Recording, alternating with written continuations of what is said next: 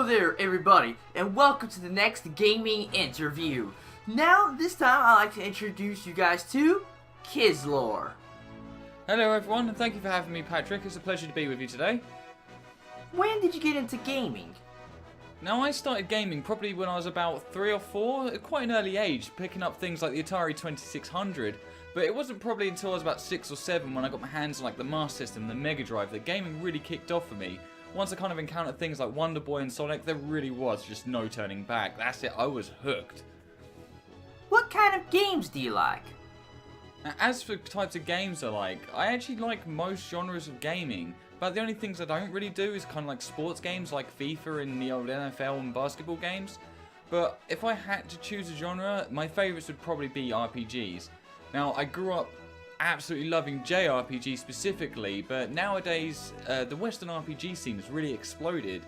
I mean, we've had things like obviously Dragon Age Inquisition and things like that, where they've really kind of, we finally got the grips with this kind of genre, you know? But then I also like that because of that, the Japanese have then done their own take on Western RPGs, and we got great games like Dragon's Dogma, which please give us the sequel for. What fan base in the gaming community would you say is the worst and most toxic? Now, if you two asked me this question a few years ago, I would have said 100% the MOBA scene. They are very toxic and definitely not new player friendly. So if you were coming into things like League of Legends or Dota 2 for the first time and you make a single mistake, you bet your butt they're going to rain fire and brimstone on you. You make a single death wrong, you make a wrong purchase, people just were not kind. There wasn't any kind of hand-holding or like willingness to kind of support new players.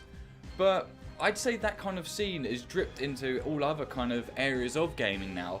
If you play games like Destiny and you're a new player to the kind of like raids or anything like that, or a dungeon, you make mistakes, you get the same kind of vitriol. And we started seeing this in the MMO scenes. Like, I used to play a lot of old MMOs. I used to play things like not Dragon Age, what am I on about? Dark Age of Camelot and World of Warcraft in the early days. And with that, you'd go into a raid and you'd learn the mechanics as you go, and that's an element I really enjoy. But if you try to do that now and you make a mistake, people are like, oh, you noob, get out of here, what are you doing, vote to kick, ma? And you're not given a chance to actually explore the mechanics of a game. You have to look it up, read these guides, spend days learning how to play before you can even turn it on, by which point you're turned off and you're not interested anymore. What is your favorite console? Now, as for my favorite console, this is an easy one. I'm a Sony fanboy, I really am. I mean, I did make the jump from the PS2 because I went through about 3-4 PS2s because I just simply played them too much. And I went onto the Xbox, and the Xbox 360 were fantastic consoles. But I eventually kind of got lured over to the PS3, and I really started to like it. I found the community friendlier, and although it wasn't as good as the 360, I did start to like it. And then when the PS4 and the Xbox One were announced, just looking at the stats, the PS4 just seemed to offer a much better service to me, and I stand by that. I'm happy with the game selections, I get the exclusives, the PS Plus games. I mean, I know it's no Xbox Game Pass, but overall, definitely the better experience for me. What game are you most hyped for? What game am I most hyped for? Oh, this is an easy one. Come on, Kingdom Hearts 3. Oh, I gotta get my Disney on. I mean, let's face it, any Kingdom Hearts fan has been waiting for this title for a long time. It kind of was almost become the new Duke Nukem Forever. We've been waiting a long time. I mean, I've played Kingdom Hearts 1 through so many times, Kingdom Hearts 2 through so many times. I recently got the collection so I can do the other things like Chain of Memories and stuff that I missed. And I am really excited for it. And I just hope the game has kind of aged and evolved as the player base has. Because you think, I was probably 15, 16 when the Kingdom Hearts game started. So now that I'm 32, I know, I'm bloody old, I kind of hope that it's catered to kind of my age as well as a younger generation. What is one game you would make if you could? Now, if I could make a game, I think I would probably have to gear towards an older style RPG. I mean, I grew up on games like Final Fantasy, Legend of Zelda, Shining Force and things like that.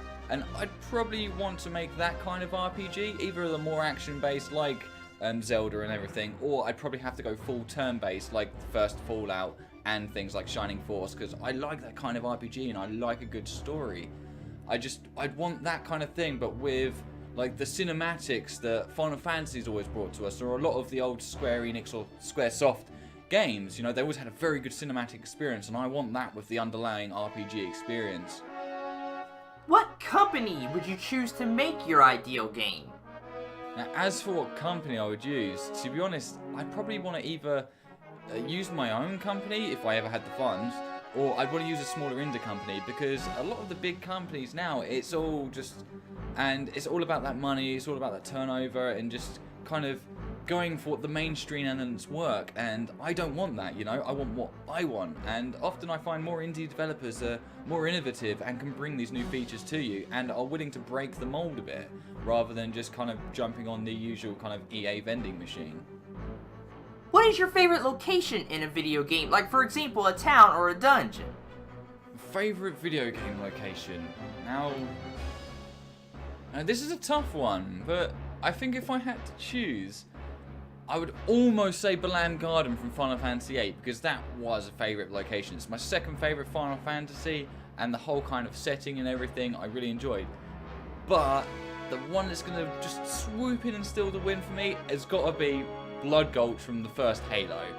I mean, it's not because it's overly pretty or it's anything amazing, but I've got a lot of fond memories playing there. I mean, playing with my friends, getting all our Xboxes, hooking them up, and just beating the living hell out of each other in that place. I've got a lot of good memories. Not to mention the fact it was the birthplace of Red vs. Blue.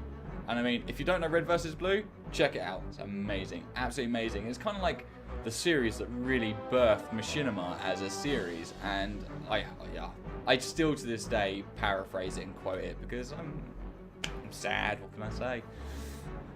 In your opinion, what are 3 of the worst games ever made? Oh, nailing it down to 3. Well, the first one I'm going to have to go for the obvious candidate, and that's got to be the E.T. game. I mean, this game has got so much drama around it, and then you got the rumours about the landfills and stuff like that, where so many copies went unsold because the game was so much garbage that they literally had to landfill the copies because no one wanted it. And if that doesn't score it as a worst game, I don't know what will. Now, other than that, although it wasn't a horrendous game, I'd say Duke Nukem Forever definitely gets a mention. Not because the game was absolutely horrendous, but because it took 10 years to develop it, and all we got was a pretty standard shooter.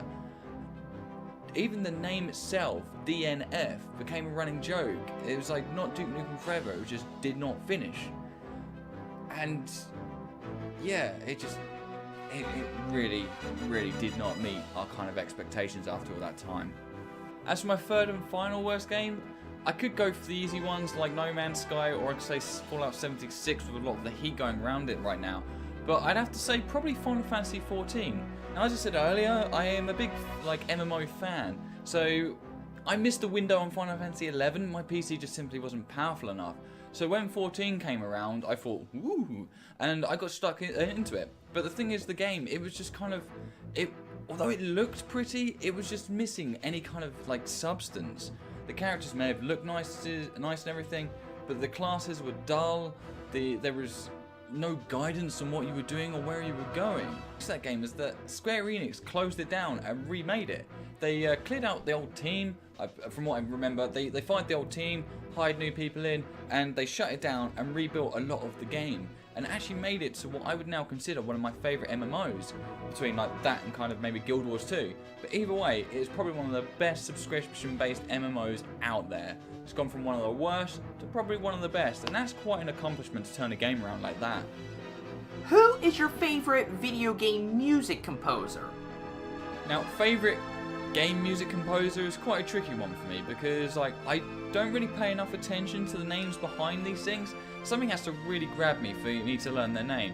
Like, for example, movie composer. One of my favourite composers is Hans Zimmer, because he made a lot of great music, and because of that I took the time to learn. Now, I'd probably say in that regards to gaming, it's probably a lot of people's answer, but I'd have to say Nobuo Uematsu from the Final Fantasy series.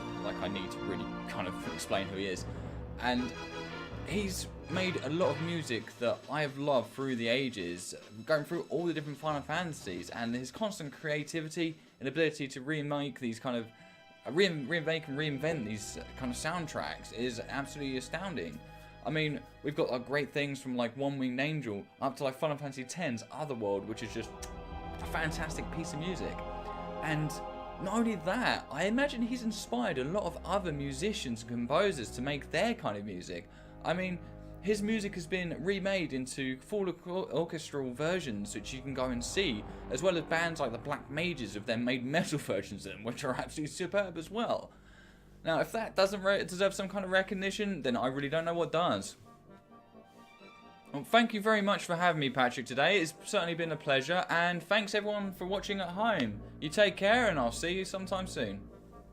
Alright, Kizlor, thank you so much for joining in on my interview series. I really appreciate it. And I highly recommend that y'all go and check out their channel. Kizlor's got some Spyro Reignited Trilogy, and also some Detroit Becomes Human, and they've also got some video game reviews. I'm having trouble talking yet. But alright, that's it for this video, everybody. Like, comment, and subscribe. See you guys in the next video. Goodbye, everybody.